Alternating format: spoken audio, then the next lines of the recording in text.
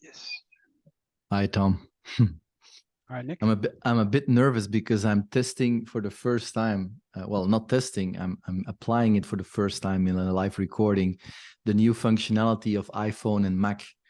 You can now use your iPhone as a webcam Oh, for in Zoom calls. So actually, the video that you see is from my iPhone. Is the camera that I'm using, not oh, the camera from the laptop. oh. So I like technology, but I won't say I'm a technology expert. So I hope I've set up everything correctly. It was I quite don't easy see any actually. difference. No, no, Oh, no. Okay. I suggest we dive right into the yeah, conversation, Tom. Okay. yeah.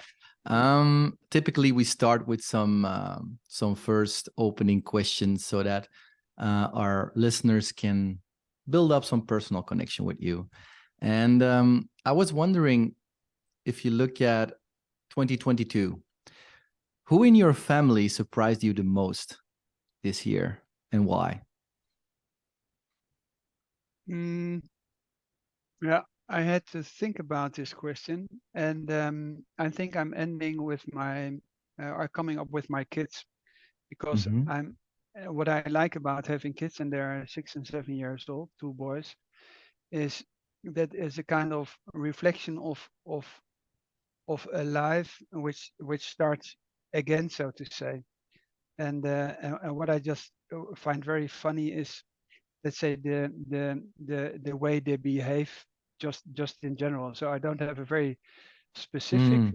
uh, example, but what I just see all the time is that kids ask those questions you don't realize you would ask them yourselves. So, for Mm-hmm. instance, what do you do in the office? One of my boys asked, Well, "What do you do there?" let's answer the question. What do you do in the office, Tom? So and then I just answered and said, "That's a very good question. I also sometimes I really don't know what I'm doing there, but it was just a joke for myself. But it's I like the reflection of having kids because they get you sometimes out of your totally rational environment you're in, and then they ask you questions. This Mm-hmm. office question was just one example. Well, yeah. I remember the podcast I did with NK Shot Harry from Jaipur Rugs. I think the first question I asked him was like, if I would ask your mother to describe you, how would she describe you? And you have to know the man is 70 years old, and he said, well, I think she would say I'm still a child, and I'm proud of and I'm proud of it. I know him Uh, very well.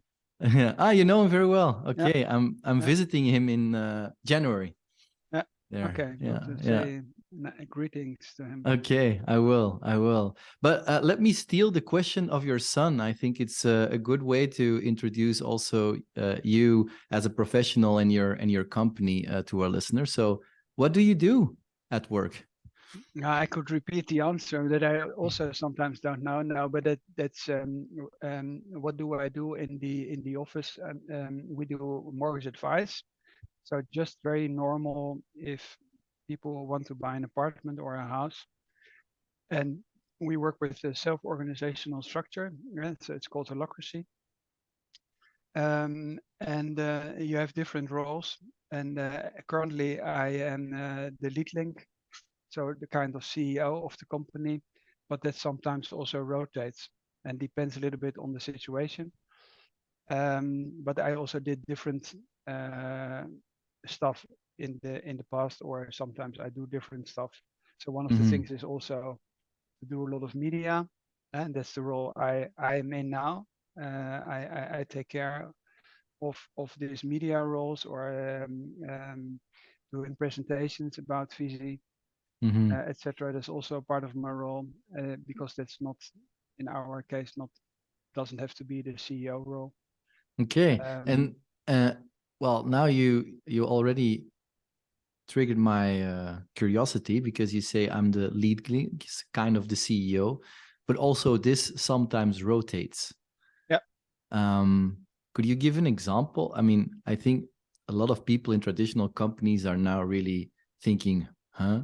You're the CEO, but it's sometimes you're not. Maybe, if possible, explain it a little bit. Yeah, we are a self-organization, our structure is about self-organization, and we have certain principles, but we have built our own model. So what we do is that, let's say, in teams we rotate different roles. Mm-hmm. So that can be, for instance, the coordinational role, which they you call it takes care of the resources. So how the work is done in a team, and this whole idea of rotation is, let's say, the idea behind it is that you build up as many leadership skills as possible in the whole organization, and it balances your way of power, because everybody is just at a certain point somebody has to take over this responsibility. So I always compare it a little bit with a club of friends who, let's say, do a trip every year, and then you are four friends or six or eight, and then every year somebody else has to organize the retreat or Hmm. the That's a good weekend. metaphor. That's a good And metaphor. so, because sometimes we make things very complicated and it's not so difficult, but um, uh, try to keep it simple. And if you have a kind of rotation principle, it balances your team, because you just know you can. It's always very easy to criticize somebody else, but if you know that next year you have to organize the weekend, you better be pretty careful to criticize the, let's say, the hotel or the destination or whatsoever, because Mm-hmm. you will be next Mm-hmm. year, you will be the one who has to organize it. And this kind of principle is very old. It also still exists, but it comes from Polish Athens 2,500 years ago. So it's a mechanism which balances. In that time, it was political power, but you still see it also in structures, in law firms or consultancies or investment banks, where you have a partner structure, and where, for instance, people vote or choose somebody from the partners to be the leading partner for a certain period of time. Or Mm. if you have merchant cities, I don't know if in Antwerp it was the case, but if you have, for instance, the It was. Dutch Republic, in the whole Republic structure, but you also have Venice or the Hanse cities. Mm-hmm. You have the families who rule the city, but they also did it with a rotational principle. Hmm. So So the before people, before people say, our listeners start saying like, what kind of new age 21st 22nd century even bullshit is this guy sharing with us? No, actually the rotation principle of a leading role in an organization is as old as Athens and democracy itself, yeah, and basically. also our current political system is also a kind of rotation principle, because Yeah, we vote indeed. all I was. every 4 years. So let's say the old model is the monarchy, where people stay in power as long as possible, and then the next generation is able to take over, and they inherit the crown, so to say. And the republican principle, which comes after, is a kind of voting for somebody, but also a kind of rotation Mm-hmm. principle. For instance, in the American Constitution or the American system, you can only be chosen for 2 times. So you Mm-hmm. can't stay longer as a president. Or an even much better example is Switzerland, where the government rotates every year. So the chancellor or the president of the Swiss Republic, every year somebody else from the government takes over. Okay, I Uh, didn't know that. no, Okay. I also didn't know until I moved to Switzerland, but that's a very very old system, so to say. Okay. I can imagine that such a context in which you rotate and take up different roles, it helps build your personal development. So, what would you say is life and your work teaching you at this very moment? What are you really learning from the challenges that are being presented at work at this very moment? Yeah, what I mean, we are doing this podcast now in beginning of December, 22, and let's say it's a tough time. Economy goes into recession, high inflation, especially for instance in our market, the mortgage market. It's Mm. I wouldn't say it collapsed, but it really is a totally different situation than a year ago. And what you see in our structure, and it's also a question again and again: does a self-organizational structure works in times of crisis?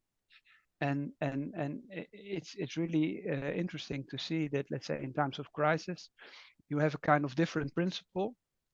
Normally, if everything goes very smoothly and you don't have any problems, then you focus much more on rotation and giving everybody without any experience a chance to develop their skills, because at that time it's not very critical.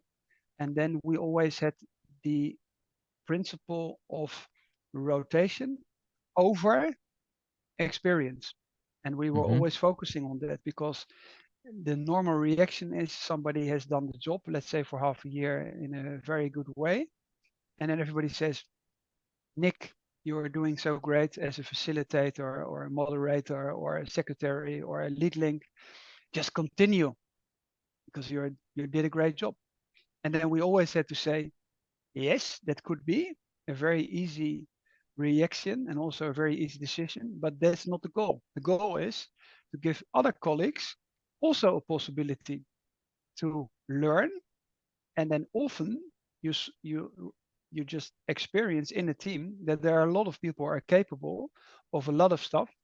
They perhaps even themselves didn't know they were able to do so. So it creates an enormous development in your whole organization. And now I come to the point of a crisis. In times of crisis, it's the other way around.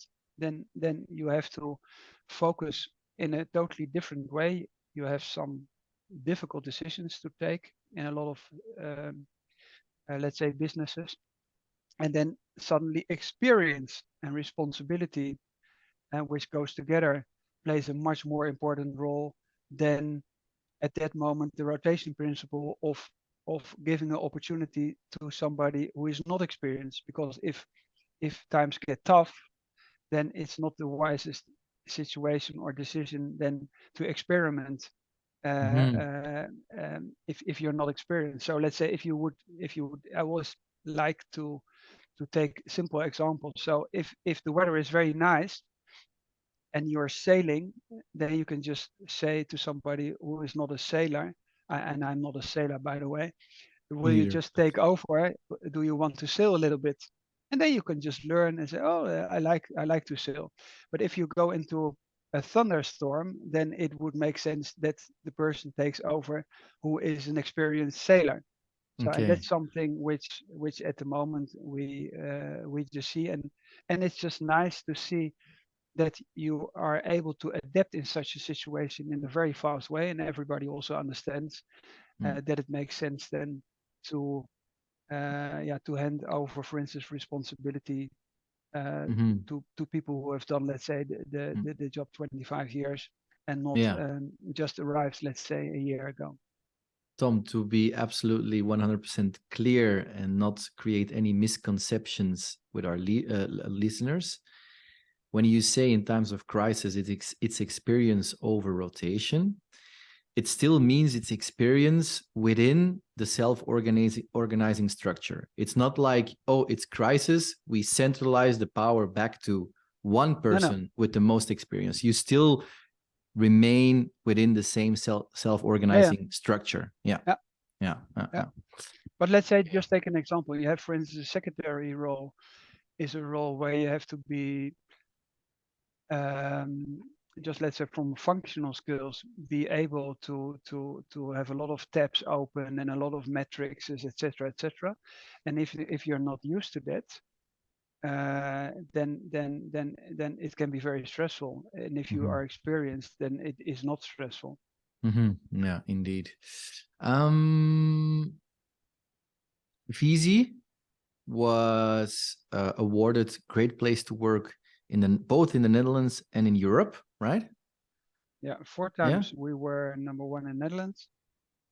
How And did that? How does that feel to be recognized? What does that do to you and your colleagues? yeah, that's a question we often get. And the funny thing is, it's even a kind of ambivalent. So, Mm-hmm. and I have to explain why. On the one hand, it's great because an external reward also says something about, let's say, the status of the company. But the interesting thing is that the first time we got these awards, or I think the second one time, we had much higher fluctuation than before, and then it also felt a little bit awkward. Mm-hmm. And then we find out that people were mainly applying on the self-organizational structure and a lot of other stuff we do, and Mm. less about, let's say, being a You're, mortgage advisor. yeah. So I mean, it could be very easy just to answer, oh, we were so happy, we were the greatest company, etc., etc. Now, it's it's a little bit more complicated. And the other aspect I would like to say is, in the end, we don't um, we're not interested that much in those awards per se.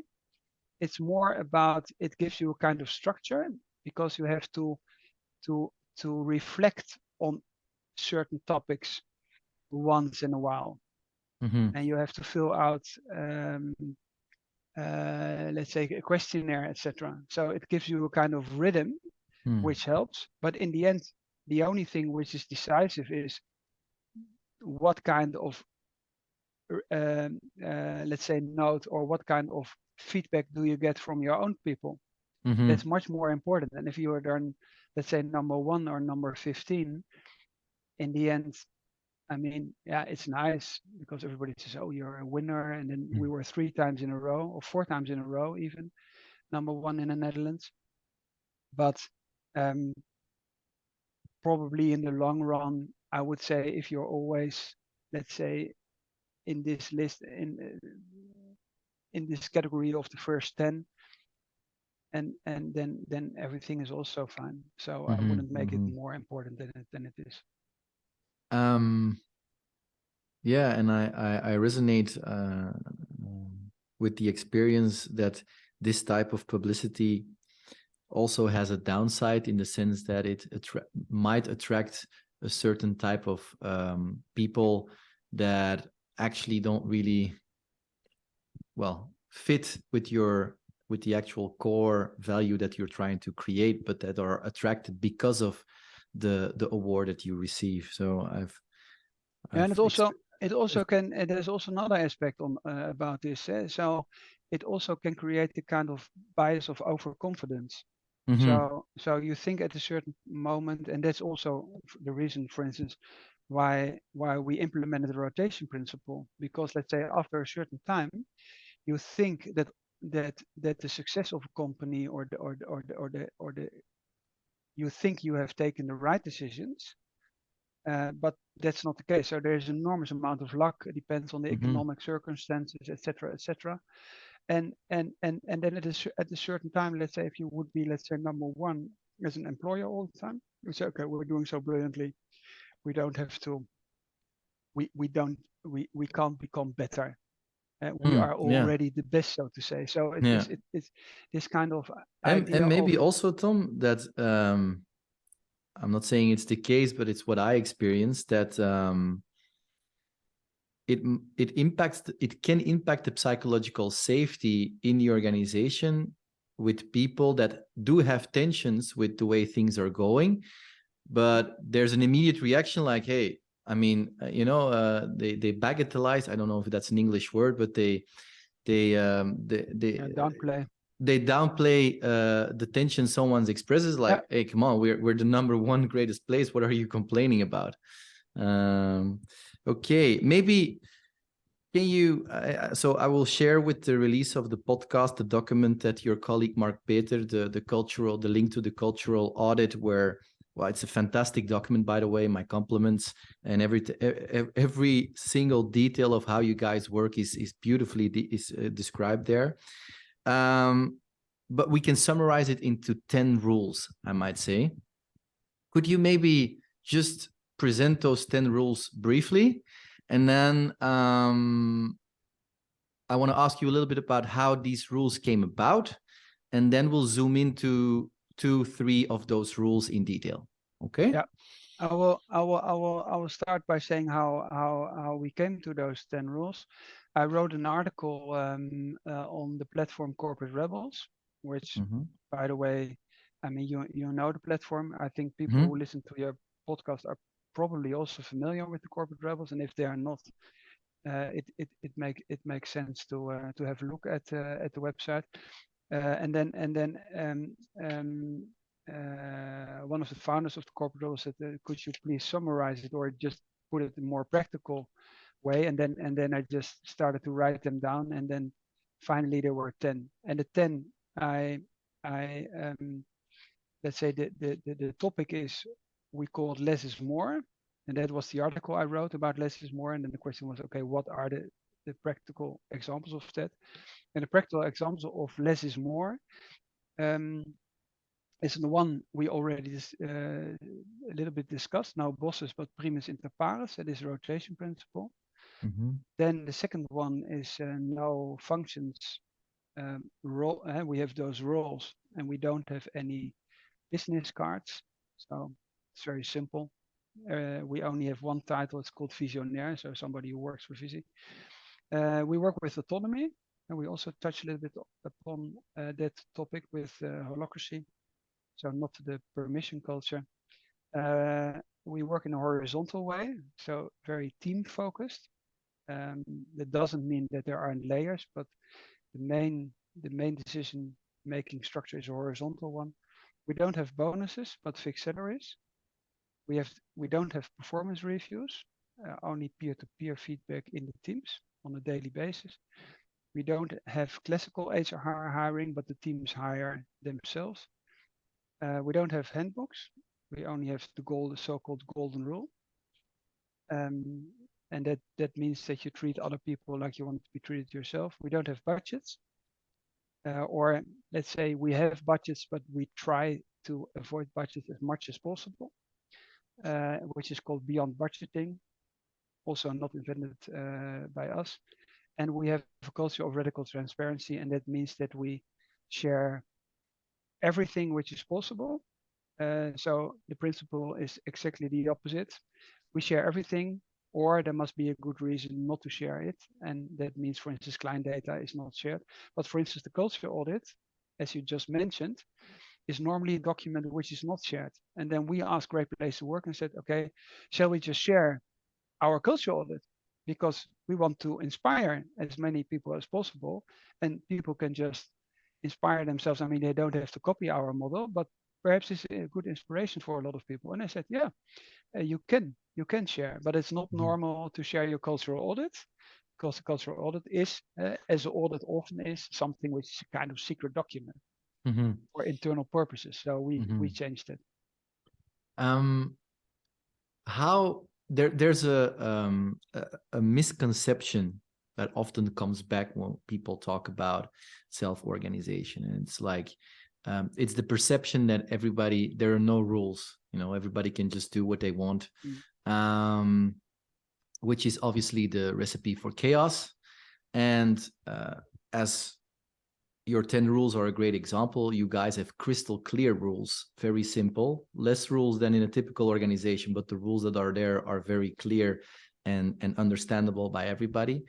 Could you share your view on why it is important to have these rules, what these 10 rules, what's the role that they play in the organization? I don't know how important they are. So I even would think that most of our colleagues were not able to mention the 10 rules. And I also have to read them from a piece of paper. So that's what I also said. I wrote them down, and then it also, let's say, is a very practical way of telling something about your model. But I would just say culture is something which lives in a company, and then at a certain point you start to write stuff down, and sometimes other experiences are added to the whole system. Perhaps then we should update it after a certain period of time, and then change one and say, okay, no, another rule which we all also have, but we didn't think about it, should be added, etc. So I just think it's a kind of living organism which is just built by the people, and our whole organizational structure has some very basic rules of behaving towards each other. So the golden rule, I would say, is in the center of the whole model, because the starting point is you would treat other people like you want to be treated yourself, and it can be towards customers or partners or the environment or the state or whatsoever, and that keeps it very, yeah, I don't know if the word fresh or actual is the good word, but it sharpens the mind all the time, because you ask all the time, if something happens, you don't ask where do I find this in a kind of rule book. No, you just say, okay, if I would be the client at this moment, how would I think or like to be treated by, let's say, a Viisi advisor? Or if I would talk about a partnership, if I would sit on the other side of the table, what would I expect from Viisi? And because this golden rule is so compact, or so reduced to the max, I think the model stays fresh. But in a way, our societies with our basic rules in the constitution, it's about the basic rules in the constitution, and not about, let's say, details.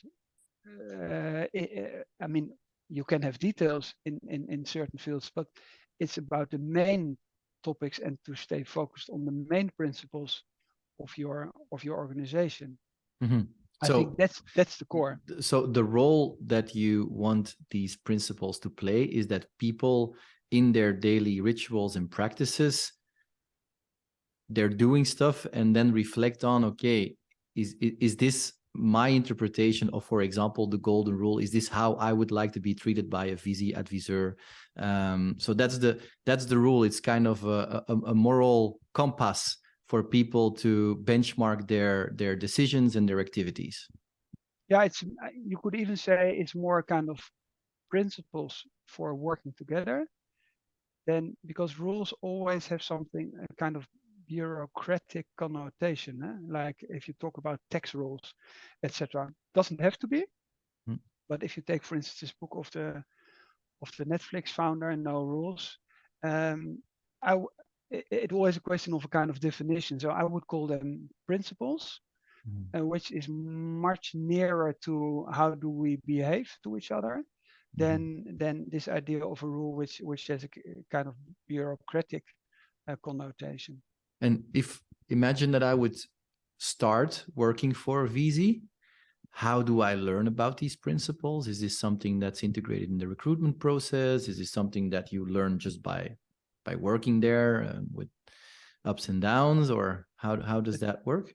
It's a combination. So let's say the people who start at Viisi, 50% of the time they know already somebody who works at our company, and then or people were clients. Mark Peter, you just mentioned, was a client, and then he said, okay, that's interesting, interesting company.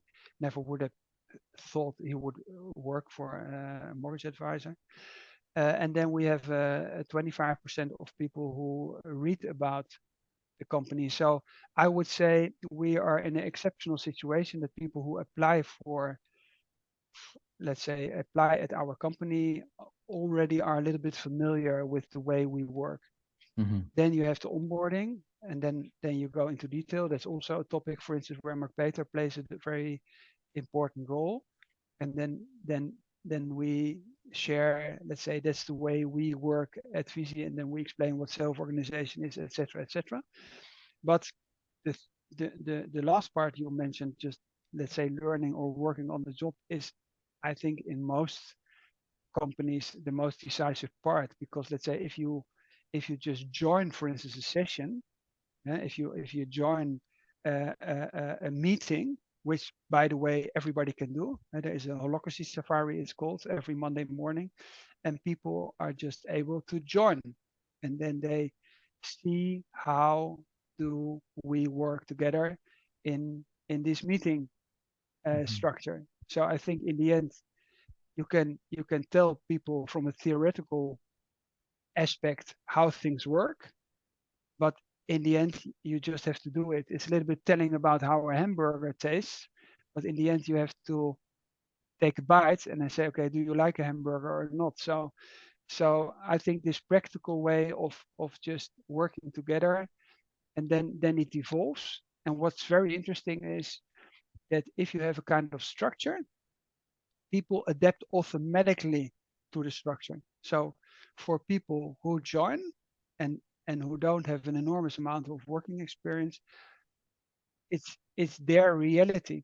And and also people who used to work for a long time at other companies, they're also totally familiar with this way of working after, Mm. let's say, a couple of weeks.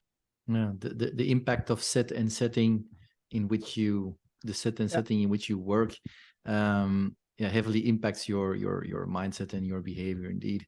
Have you ever had someone that structurally has a totally different interpretation of the principles than what, let's say, the majority of the company has? So someone who says yes to all the principles, but then in acting out the principles, you just notice that they don't really fit. Have you ever had that? Good question.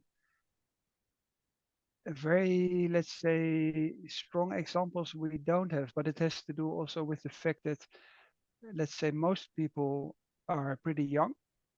So let's say what I can say is it's easier. I mean, if you don't have 20 years of working experience and you just But finish your university degree, or if you've worked for 1 or 2 years in a corporate environment, yeah. it's much easier to adapt to the model than if you have 25 years of experience working in a let's say rather corporate bureaucratic environment, because the Mm. difference is just much bigger. But Mhm. having said that, we didn't have uh, that big problems. But it's a little bit like if you have to work in a digital environment, and somebody is much older, it doesn't mean that people who are much older are not familiar with, let's say, using FaceTime or using an iPhone, etc. So Yeah, it's not age related. no, but there In the, still is a it's kind of, yeah, there's a correlation, but there's a yeah, correlation. So if I no. see, let's say, the younger generation, I'm 54, and if I just see the speed where people on their iPhone send WhatsApp text messages, they're much faster than I am, as an Mm, example. So there is a kind of correlation, but in the end, depends very much on the attitude of the person mm, themselves. What you always see is, but that's in every organization, that you have now and then discussions about a certain interpretation. Or just take an example of this rotation principle, that for instance in times of crisis where things have to go much faster, and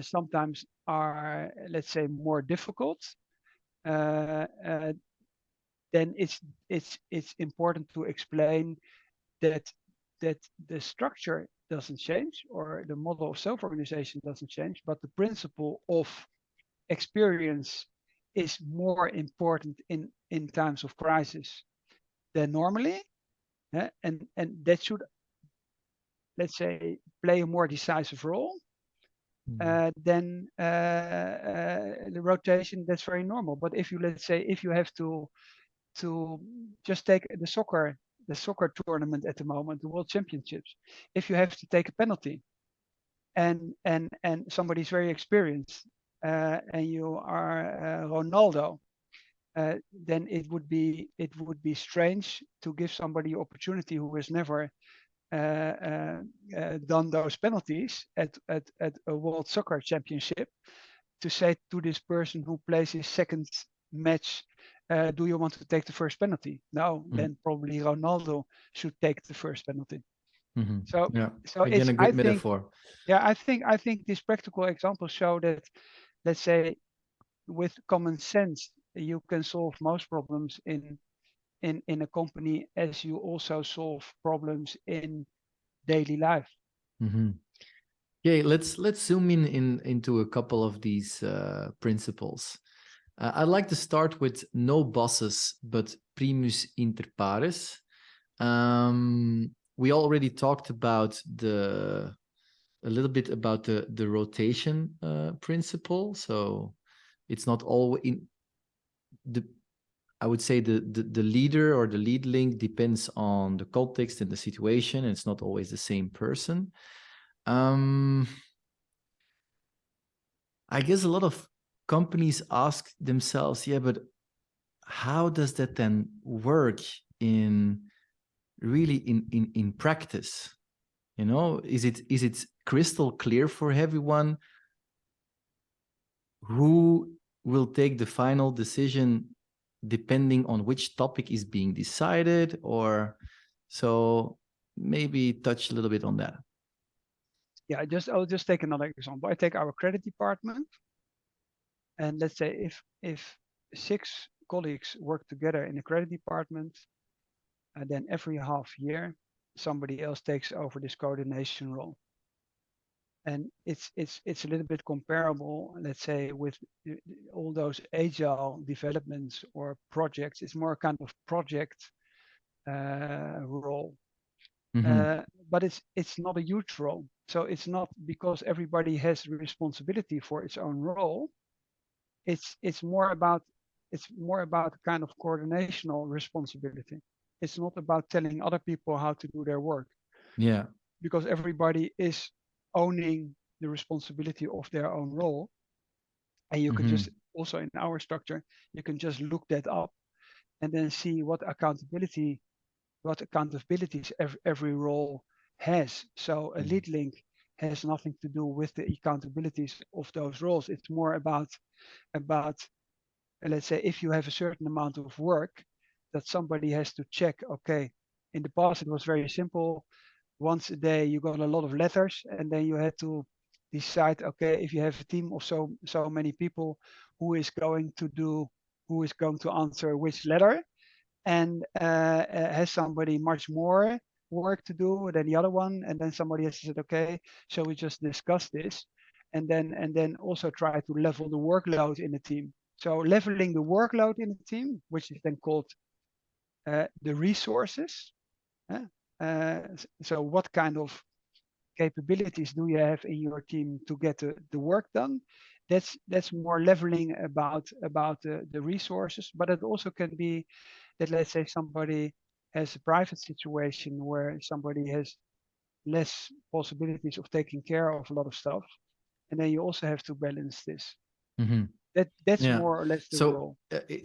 I think it's fair to say, compared to the way a classic team works, in your teams, every individual takes on all the responsibility that is linked to their role, and therefore the manager role is downsides to coordination work, as you explained, and in exceptions when someone has a personal problem, how are we to coordinate, how we're going to deal with that, rather than in a classic team where you have a manager with tons of responsibility. So the workload Yeah. of a lead link is maybe 10-20% of his or her time, and that's the role that okay. Yeah. And what is perhaps also interesting to explain is that in Dutch you call it werkende voorman. So it's somebody, it's just one of the colleagues who does the same work but has some extra responsibilities of coordinating the work of the whole team. That's what actually happens.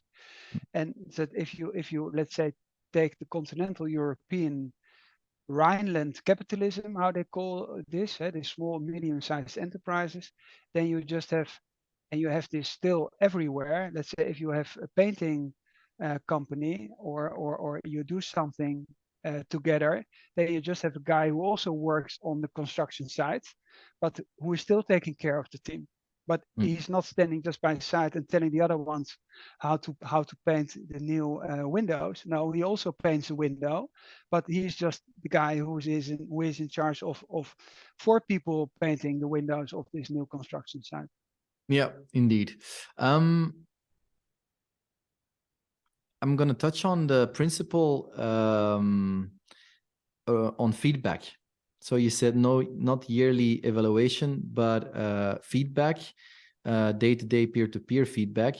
The reason why I bring this up is because in the model that you work with, that's kind of super important, right? Because it might be that some people enjoy more the freedom than the responsibility that comes with your model, and other people, they might take up much more responsibility than and so there might be a disbalance between how much responsibility people in the same role take on,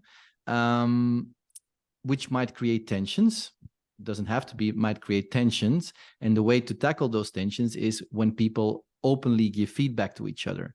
So could you touch on the principle of feedback and how it works? Yeah, first perhaps to zoom out, we have those fixed salaries to create psychological safety. So I think people who listen to your workshop may be familiar with this principle, psychological safety. Amy Edmondson became very famous by her book, and psychological safety means that you are able to share on the one hand your vulnerabilities and say, I'm not sure, shall I go do this or that? And on the other hand, also being able to give colleagues feedback and say, I would better, or my experience is this or that. And if you have fixed salaries, you know that in both directions, it doesn't harm the salary of yourself or the colleague. And that's something very, very important, which is the opposite in the bonus culture. Because then if you give negative feedback, you just know you're just skip the bonus of your colleague, so to say. So that's the starting point. So there is the security and the psychological safety of sharing feedback. Then how does it work? If people work together in a team and everybody does more or less the same job, it's peer to peer. It's just horizontal feedback. So it's not vertical feedback of somebody who is not doing the job that him or herself comes by and then criticizes and gives feedback to people. No, it's just one of those people in the team. They just give each other feedback all day.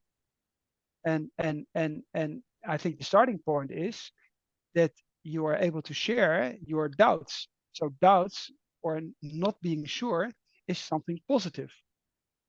Because if you're not sure, and then you also have this idea of the biases again, then you ask, okay, I'm thinking I have this topic, shall I do it in this way or in that way? And then somebody says, yeah, no, I would do it in that way. And if let's say 1 or 2 people and you're not sure, they will say, no, I will do it in that way. Then your quality of decision making is much higher than if you say, I'm not going to ask anybody, although I'm not sure. I better go for the wrong decision, but I don't want to show any weaknesses. And that's the normal situation. So your quality of decision making or the quality of work done in the team just gets higher. Is it seen as something negative feedback? No, it's not, because the decision making capabilities or skills of everybody in the team, they grow. And the more information is shared, the faster also the development of all those people is, because information flows all the time. So it's seen as something which is positive.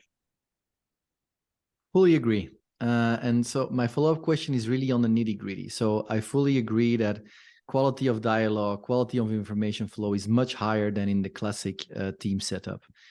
However, even in that situation, and even with fixed salaries, which I agree, it helps psychological safety.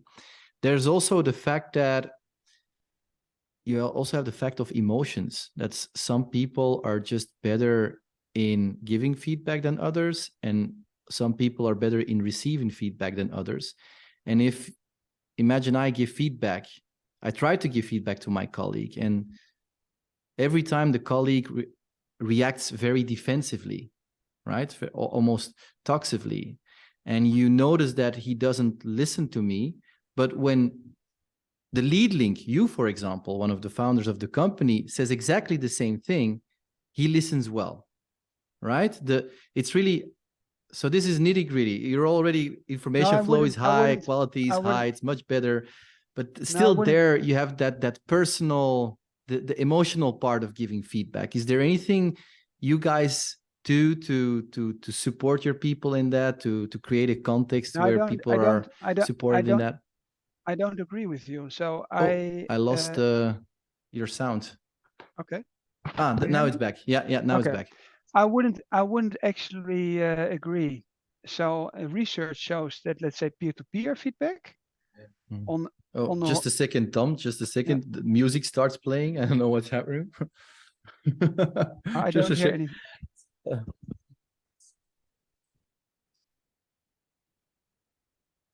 Oh.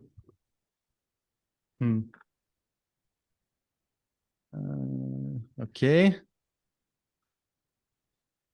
Yeah, I'm back in action. Sorry. Okay, no problem.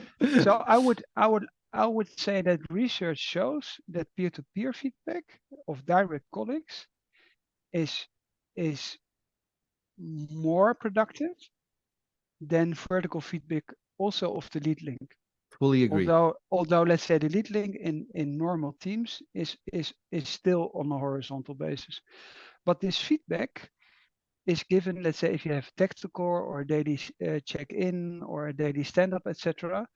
You have this kind of collective intelligence. So if it would be that, let's say, somebody doesn't accept any feedback at all, then in this whole onboarding, and that's why also the hiring aspect of the team itself is so important.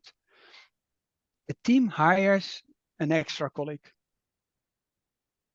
and everybody has a veto in this process of in this hiring process. So somebody then joins the team. So Nick joins our team, and then let's say Nick doesn't behave. Just take it as an example. Doesn't behave or doesn't receive feedback or like his team colleagues would have expected Nick would do. And they say, Nick, we had such a great impression. Why don't you just accept blah blah blah? So and that this goes automatically. So if you would have a very strong example of somebody who did excellent application talks and was able to convince the colleagues and then behaves in a totally different way, perhaps doesn't accept feedback at all, or says, for instance, I don't understand why you do it in this way or in that way, or I think I'm much better than the other ones, I should receive a bonus, etc. Then people would just say, okay, then we would recommend you just to go somewhere else. So in the end, we don't have that many problems because it's not one against one, so to say. No, it's a kind of collective process where a team works together. And if it would be, let's say, in a one-to-one situation, then people would address this and say, okay, let's just discuss this with, let's say, in the broader team meeting, because let's say we have a different opinion about, let's say, the way we work together, etc. So okay, it's clear. It's what I always find interesting is, and that you see this over and over again, that if you work with structures like we do, we have to explain all the time why it works. Although if you just do it the other way around and you take a, let's say, normal structure or a normal corporation or a normal company where everybody knows it doesn't work, just for instance, take bonuses. Bonuses are counterproductive. A lot of work done, a lot of research done on that. Who has to explain all the time that, let's say, fixed salaries work? We have to explain this. And this peer-to-peer feedback, research says peer-to-peer feedback of your direct colleagues on a daily basis works much better than let's say at the end of the year one time and somebody sits there, it's kind of inquisition, and tells you in March you did this. And I always say, if you have kids, do you give them feedback at the moment something happens? But that would be still vertical as a parent. But if you have something with your partner, let's say if I have a discussion with my wife do I just keep this and write it down in a book, and then at the end of the year I do a kind of year-end conversation with my wife and say, in March you said this to me. Everybody starts laughing. Of But in course. a company, it's exactly the way we do it. Yeah, but I wasn't, this was not an invitation to prove why it works. My question was an invitation to how, as you mentioned in the beginning, how can you make it even better? And I've experienced myself in those structures, all the benefits that you've explained. And at the same time that I sometimes find it easier to give feedback to person A than it is to person B. It's just a human thing. And that was just that was what my question was referring to. So you don't have But to what you convince me. no, but what you always have, and that we also have to accept, is that if you, let's say, at a certain amount of people, you have just different constellations which work much better than other ones. Now we're and getting and there. and that's something very natural. So if you, let's say, have a, I don't know because I'm not involved, but if you have, I will just stay to our credit department, and people just find out that, let's say, people would accept feedback from one person, let's say, much better than from another one. What happens in practice? Somebody will just go to this colleague, which somebody likes a lot, and says, Nick, you are one of my favorite colleagues. I'm not quite sure. Shall I do this or that? And then Nick answers this or that as an answer. And the person doesn't go to the colleague where, let's say, from an interpersonal aspect, somebody would say, I prefer to get advice from Nick. But Mhm. this is solved at a certain amount of people. This is solved in a kind of automatic way. Does it mean that we don't have any discussions?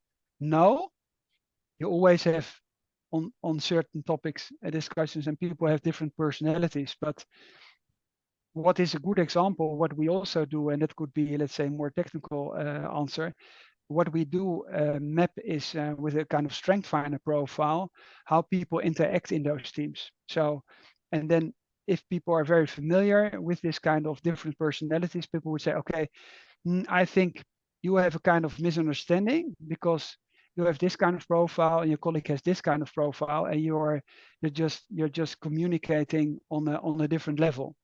So somebody can be, for instance, very relational, yellow, and somebody else can be very blue, more rational. And then you have to be aware that the other person has a totally different way of thinking, and that's what you have to match. Mhm. But in practice, especially if people stay for a longer time in the company, people are much more familiar with this. So, for instance, Mhm. Mark Peter and I, we work together since 6 or 7 years. Mark Peter is much more yellow and I'm much more blue. So if we discuss with each other, then we see that as a kind of different strength, but we still have a different way of approaching problems. Mm. Okay, Does this clear. answer your question in a better way? Definitely. I keep mind of the time. I think we have room for one more question, and I wanna combine two things. We already touched upon how Viisi adapts itself in times of crisis, where you say, okay, the structure remains the same, but the principle of experience over rotation or rotation over experience changes. One of the principles is also no budgets beyond budgeting. I'd like you to do two things. First thing, and that was in our preparation talk, you mentioned something like, yeah, the way corporations work today, it's more communism than capitalism. So briefly touch on that. I love that comparison. And then how does your beyond budgeting approach suit or support the adaptation of an organization in times of crisis? Oh, that's very difficult last questions. Um, okay, let's first start with the second part of your question. In times of crisis, or if you also have a small company and you, let's say, depending on budgets, everybody has to understand that there is a certain amount of, let's say, cost in the company which has to be covered by revenues. And if you have to match this, then it also has to be clear that you can't just say beyond budgeting means that everybody can just spend whatever one would like to spend. It's a little bit, it's the same discussion you have about self-organization. It's not that everybody can just do whatever you would like to do. So just to give a context, but in this context of a kind of certain freedom, and then I build a bridge to communism, is that the more autonomy you have, the wiser or the more intelligent the decisions will be in those teams. So if you have, let's say, a free marketing budget, and you would say, okay, how you would like to spend this, on what topics, is up to the team, makes much more sense than, let's say, far away, somebody else decides how, in what way the marketing budget has to be spent. That doesn't mean that you can't ask critical questions, but the nearer you are, let's say, to the work or to the clients, the better, let's say, the decision should be. And that's the link I always make to communism. If we would ask, or especially people from corporates, if you would discuss with them what's the better system, capitalism or communism, everybody will say capitalism is the much better system. And if you would ask them, why do you think this? Then we all learn that capitalism is the better system because on a decentralized way, people who offer products and people who buy products can decide themselves for what price they're going to sell the products or what price they're going to buy the products. It's a decentralized decision-making principle. If you talk about how companies are organized, then decentralized decision-making is seen as a kind of anarchy. And that's something which I find very funny. Fascinating observation. Yeah.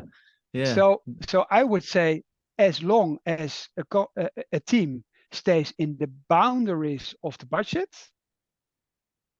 it's wise to give them the autonomy to spend it in the most efficient way. Mm-hmm. Yeah. And the more you centralize the decision making on targets and budgets, the closer you actually come to a communistic model. And what you also have is that there is a kind of embedded responsibility, because if you are able to decide for yourself, you want to prove that you're right. So this extra energy, which comes together with self-responsibility, that's also the reason. Let's say if we talk about our system again, we'd say free enterprises, entrepreneurs, they believe in their own idea. I mean, only one out of 100 survives, but this energy and this responsibility and this belief in let's say in our own ideas as entrepreneurs creates an enormous amount of power and great ideas. Only a few survive, but it is much more efficient than our communistic system. Yeah. So a lot of corporates, and that's, I think, a great way to conclude our conversation, are looking for ways to, what they call, empower people, give people more autonomy, pioneering spirit, things like that. Those are the words on the slides. If they're not decentralizing the decision power on the money, it is basically just talk and no action. Would that be a good summary? Do you agree with that? Or is it too provocative? I don't know. I think it really depends on the different companies. But you see, for instance, that Google in the past also, if they talk about innovation, said, okay, one day a week you can decide yourself you want to work on, and now they are skipping this, which in the end will mean that you will have less innovation. Innovation always comes from people who leave companies because they didn't have the freedom to develop the ideas they really would like to work on. And that's why Google invented this fifth day. So there you see exactly the same. So give people autonomy also to test their own ideas, which are in the interest of the company. Because if people leave the company and become, let's say, start their own companies, that's what happens all the time. That's why companies don't survive. At a certain point, companies don't survive because the ideas which were there in the company, those employees had to leave the company because they didn't have the space to to implement this innovation in the company itself. That's a good one to conclude our conversation, Tom. Thank you so much. I love the passion with which you talk about these topics and about your company. We touched on a lot of topics. Wow. Thank you so much. And yeah, keep you posted. Yeah, thank you for your time and the interesting conversation.